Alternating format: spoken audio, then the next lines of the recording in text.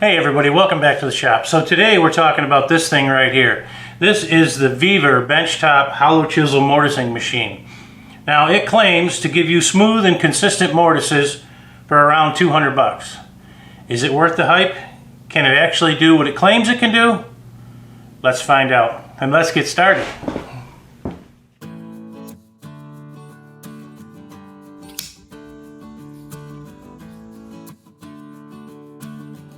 So I want to make sure you realize that my friends over at Vevor sent me this machine, but I'm still going to be objective and honest about it.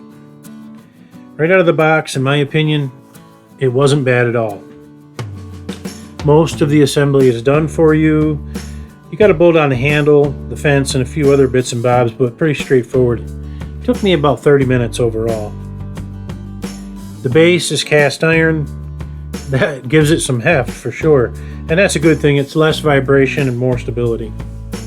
Now the finish, not showroom quality, but for the price I can live with it. They do throw in a few accessories, a set of chisels, a chuck key, and a couple of wrenches. The chisels are from 1/4 to 1/2 inch, and obviously this is not festool level gear, but it's good to get you started with a mortising machine.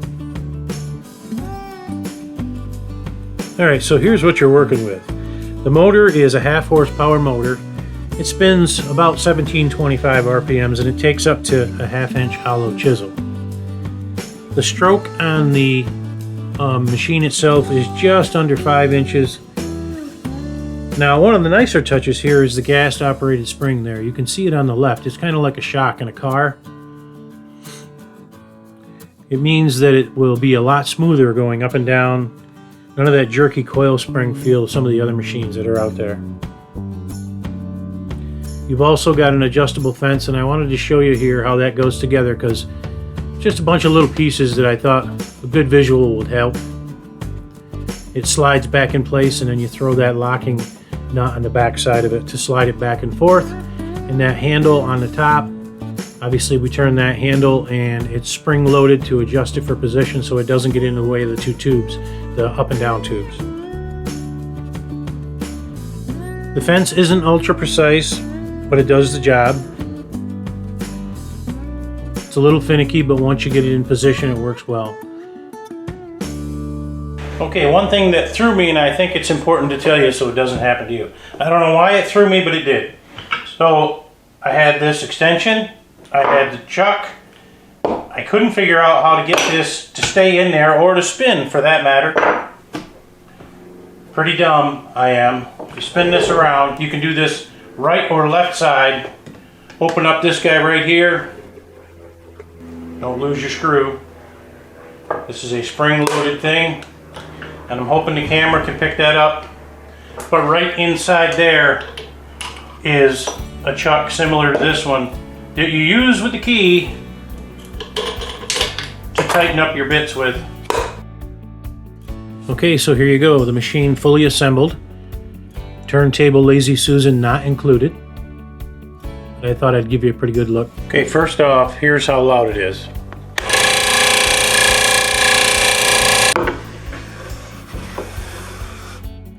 Okay, let's talk about some performance. I ran this thing through some hardwoods and some softwoods, that's black walnut right there, just to see how it would handle both ends of the spectrum. Honestly, it didn't do too bad.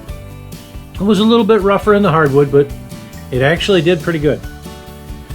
The clamping system holds your stock pretty well, but I'd throw an extra clamp on it just to be safe, especially with the longer boards. After I did one of these, I actually used the clamp and clamped it to the table, and it actually works a lot better that way. Like I said, the fence takes a little bit of patience. Once it's locked down, it does hold firm. Now about these chisels.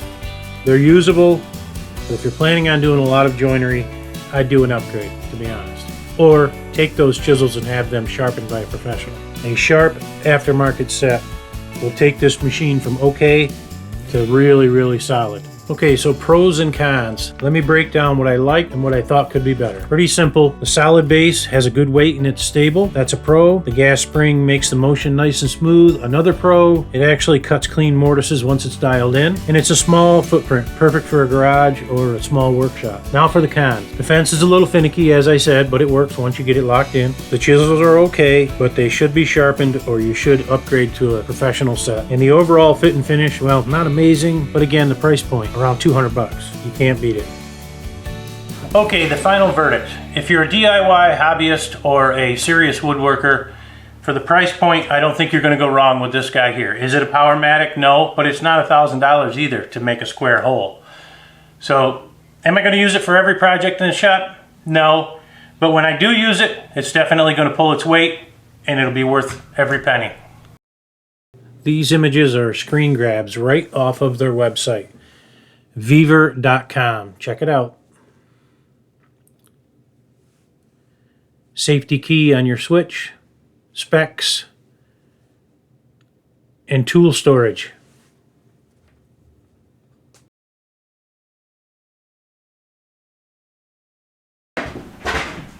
Alright folks, that's it for this one. So if you've got any questions about the Vevor or just want to leave a comment, leave it down below. I try to answer everybody if I can. Don't forget to check out their website, Vevor.com. Don't forget to check out my website, Hinkleshop.com. We're now adding digital files for your CNC projects and other things around the shop. So go ahead and check that out. As always, please like and subscribe. It helps the channel grow. And I'll catch you on the next one.